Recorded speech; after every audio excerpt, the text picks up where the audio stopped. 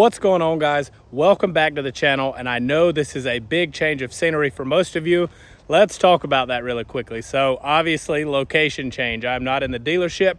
I'm at my house. I just bought a new house about a month ago, so there's going to be some big things happening on the channel. Actually, let's talk about that.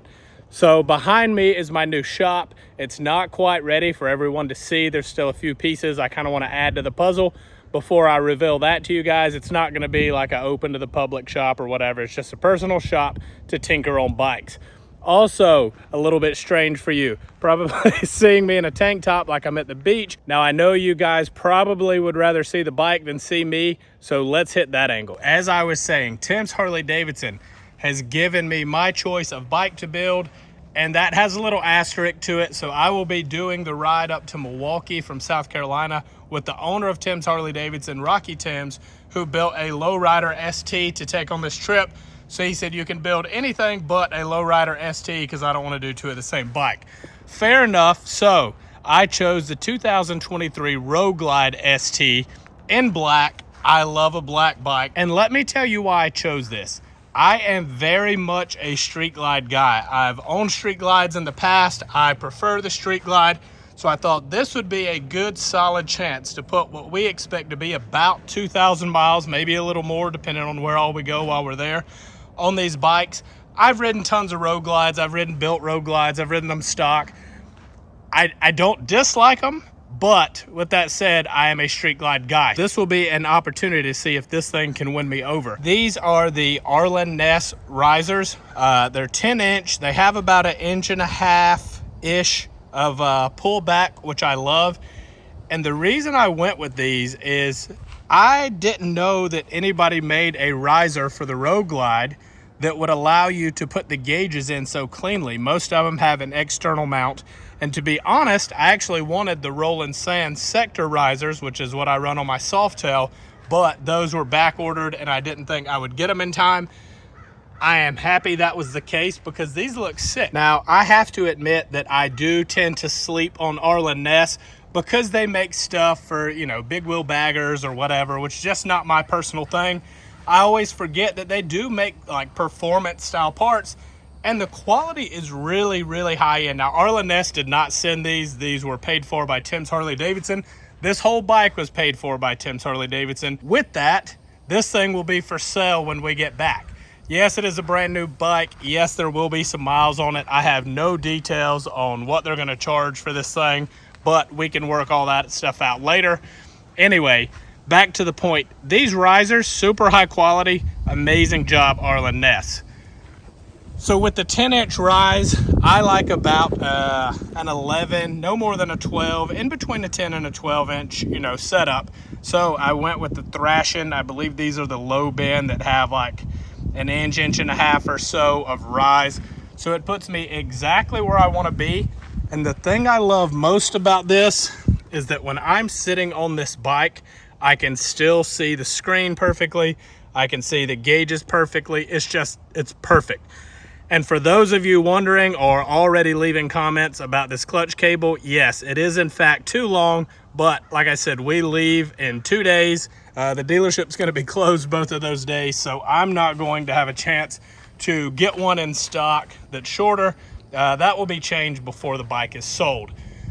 And lastly, on the handlebars, I went with the Carry Hart ODI grips. Having a motocross background, these grips just feel really, really good to me. Shout out Carry Hart, he's doing big things. Worked for him back in the day, big fan of everything he's got going on. And it does have some bronze, but it doesn't quite, you know, try to get this all in one frame. Doesn't quite go with the bronze of the bike, but it's close enough. Also, already put my quad lock on here. This is, in my opinion, the best phone mount. It's what I run on all my bikes. I also run their mount inside my truck. Absolutely love it. I'll put a link down in the description if you want to get one. I've also done a 45-minute long cell phone mount comparison video where the quad lock won, if you guys are interested in checking that one out. Oh, and while we're on the front end, this Thrashin top plate. So guys, if you are doing bars, like you're doing a T-bar style setup on your Road Glide, this top plate is a must because it looks absolutely hideous if you don't. The stock one is just not meant to be exposed, so it looks terrible. Thrashing makes great stuff, so we got the bars from them as well as this top plate. Could not be more happy with that. Now moving on to the exhaust. So I ended up doing this Bassani 2-into-1 pipe. Now I did this pipe because it was a good mid-length, and what I was looking for out of an exhaust, I knew I wanted stainless. I did not want to see a pipe sticking out the back of the bags, even though yes, I know the longer 2-into-1s tend to make a little more power. That's really not what we were going for on this one. But I did want the exhaust to extend past the saddlebag, just so a little bit of that noise would kind of hopefully shoot out the back and not, you know, drive me crazy the whole time we're on the road. I gotta say the build quality, fit, and finish on this Bassani pipe is really, really good. Hats off to those guys. Love this exhaust. We'll see if we can start it at the end of the video. Never translates on video what the exhaust actually sounds like, but for those interested, I will try and we'll see if we can get some sound for you. Saddleman seat. Now I have never done the tuck and roll. I've always run a Saddleman seat. I've never done the tuck and roll. Really wish I had started doing that on my Saddleman seats a long time ago because it feels absolutely amazing. And I do love the look. I wanted a little bit of contrast on here. And as you guys know, the Road Glide ST comes with a solo seat. So I have put a 2-up seat, and that's because I'm going to be running a backrest with a Saddleman bag, and then I got to put my camera bag and all that. So it was just a nice place to possibly put extra things. If you buy this bike, all you're going to have to do is buy some passenger pegs.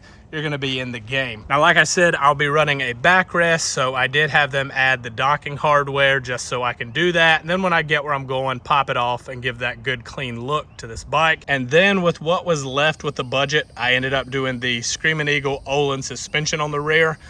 When I first reviewed these touring ST models, that's what I said I wish Harley had done. When you've got the capability, the shocks were already out there in the world, throw them on the bike. This was track inspired. It sits up an inch taller, which also paired with this seat, I absolutely love. Let a few friends sit on it and they're like, dude, this bike is tall. And I love, for just whatever reason, I love a tall bike. Feels good to me. So this bike being track inspired, why not go ahead and put the good suspension on the rear? I think I even said I would have rather had the 114 and these shocks over the 117 and no shocks. And that's just because motor is so subjective. You can build and do whatever you want to do, but this 117 does get up and go. So I have 144 miles on this bike.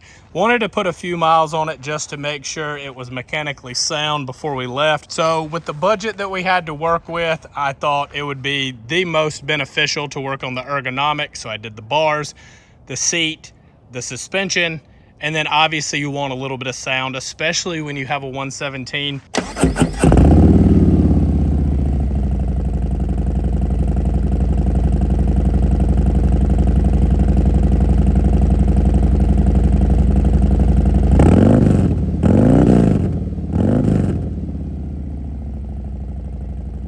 So I hope that did some justice to how good this pipe sounds. That's going to be it for this, guys. If you see me in Milwaukee, please come over, say hi, let's take a picture. I'll see you guys soon.